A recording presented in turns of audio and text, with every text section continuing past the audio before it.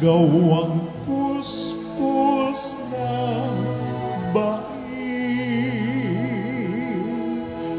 pagkat may kakamting langit. Hallelujah, Hallelujah.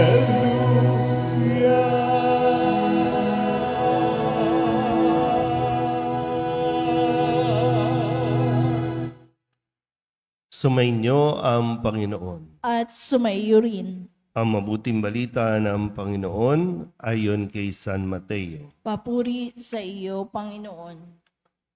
Noong panahong iyon, nang makarating kay Herodes na tetrarka ang balita tungkol kay Jesus, sinabi niya sa kanyang mga lingkod, siya'y si Juan Bautista na muling nabuhay, kaya siya nakagagawa ng mga himala.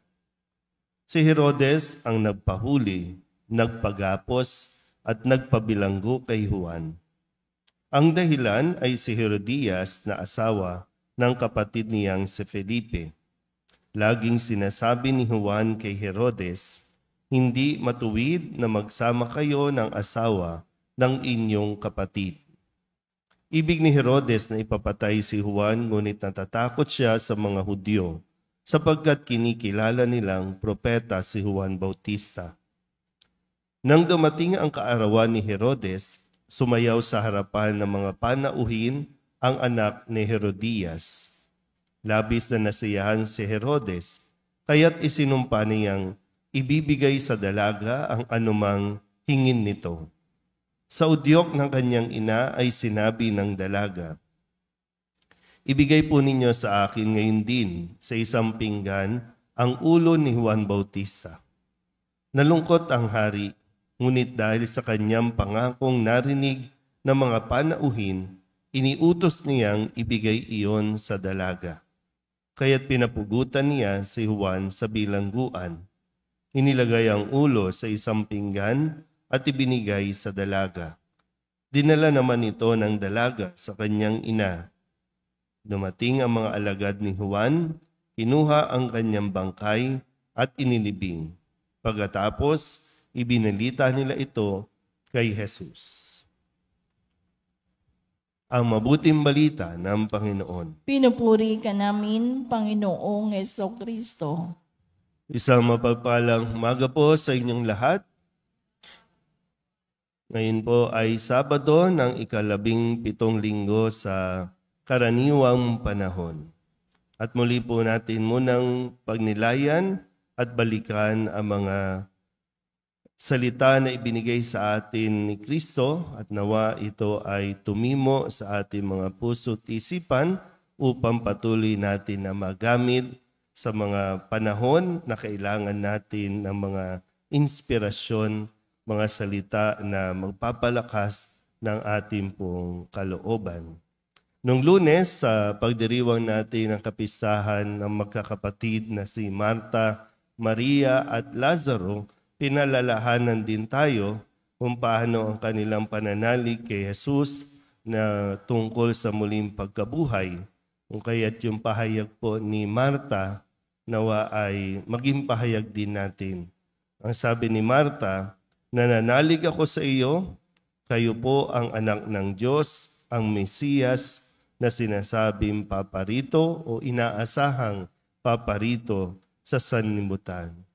So, ang pinakapundasyon ng ating pananampalataya ay ang pagkilala natin kung sino ba si Jesus, kung ano ba at saan ba galing si Jesus. Si Jesus ay anak ng Diyos. At nung Martes, ang sabi naman sa mga nananalig sa Panginoon at magdiliwanag na parang araw ang mga matuwid sa kaharian ng kanilang Ama. So magdadala sa atin doon sa langit ay ang atin din pagkilala at pananampalataya kay Jesus. Noong Miyerkules, pinaliwanag ulit sa atin ni Jesus kung paano mauunawaan ang paghahari ng Diyos. Ito ay katulad ng isang kayamanan na nakabaon sa isang bukid na kapag ito ay nasumpungan, ay handa mong ipagbili ang lahat para lamang sa kayamanang ito. Ganun din naman, sinabi sa atin ni Jesus nung Webes na ang paghahari ng Diyos, pagdating ng araw, darating ang mga anghel at ihihiwalay ang mga makasalanan sa mga banal at ihahagis ang mga makasalanan sa maningas na pugon. Yung paghahambing doon sa mabuti at masamang binhi.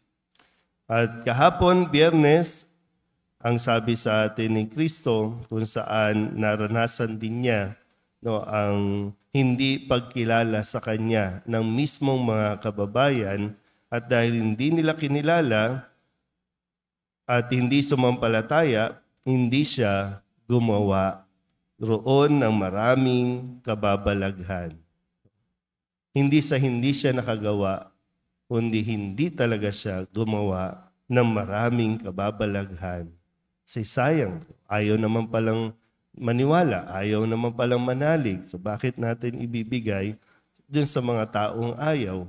So manap tayo doon sa mas magkakaroon ng purpose, magkakaroon ng silbi, at magagamit yung tulong na ibibigay. At ngayon sa halimbawa na ipinakitang katapangan ni Juan Bautista, nawa yung pananalig natin, yung pagkilala natin kay Jesus ay magdala sa atin sa isang tunay na katapangan. At ang katapangan ay yung paninindigan mo at pagpapahayag ng katotohanan. Mismong itong si Herodes, tinuturing na hari, tetrarka, ay hindi nagdadalawang isip si Juan Bautista na sabihin sa kanya kung ano ang katotohanan. At ang sabi niya, hindi matuwid na magsama kayo ng asawa ng iyong kapatid. Hindi matuwid na magsama kayo ng asawa ng iyong kapatid. Yung katapangan ni Juan Bautista, nasabi ko nga kanina, si Herodes ang kanyang kaharap. Isang pinuno, may mataas na katungkulan, pero kanya pong hinaharap at sabi dito, paulit-ulit niyang sinasabihan si Juan Bautista. Kung kaya't si Herodes ang nagpakulong, ang nagpabilanggo, ang nagpaputol ng kanyang ulo at pinatay dahil sa kanya pong pagsasabi ng katotohanan. So nawa, sa pagkilala natin kay Kristo, matuto tayong manalig at yung pananalig natin ay magdala sa atin sa ating paninindigan. Kung ano ang katotohanan, hindi yan mababago. At hindi natin dapat baguhin na i-adjust natin depende sa kung sino ang kaharap natin. Mahirap man o mayaman ang katayuan sa lipunan, hindi mababago kung ano ang katotohanan na dapat nating ipinapahayag. Kung pagnanakaw, mahirap ka man o mayaman, maliit man o malaki ang ninanakaw, pagnanakaw pa rin yan. Ano man ang, kasi ngayon, ang issue natin lagi, nagkakaroon tayo ng mga label. Babae ka man o lalaki, o kung ano man ang preference na gusto mong itawag, ang katotohanan ay hindi mababago dahil lamang sa ating mga preferences na tinatawag. Hindi porket sasabihin natin na wala naman po kaming ginagawang masama, hindi naman po kami nang aagrabyado. Pero kung ang pagsasama ay hindi kasal, kasalanan pa rin yan. Kahit nasabihin na natin gumagawa kayo ng mabuti, hindi kayo nanlalamang, pero yung pagsasama, hindi pa rin yan tama. Naintindihan po ba? At hindi rin natin pwedeng sasabihin, matanda na po kami, kaya okay na po. Kahit matanda na, kung hindi pinagsisisihan ng mga kasalanan, ayaw magkumpisal, ganun pa rin. Baka doon pa rin tayo sa pugon, nagniningas na po ay mapupunta.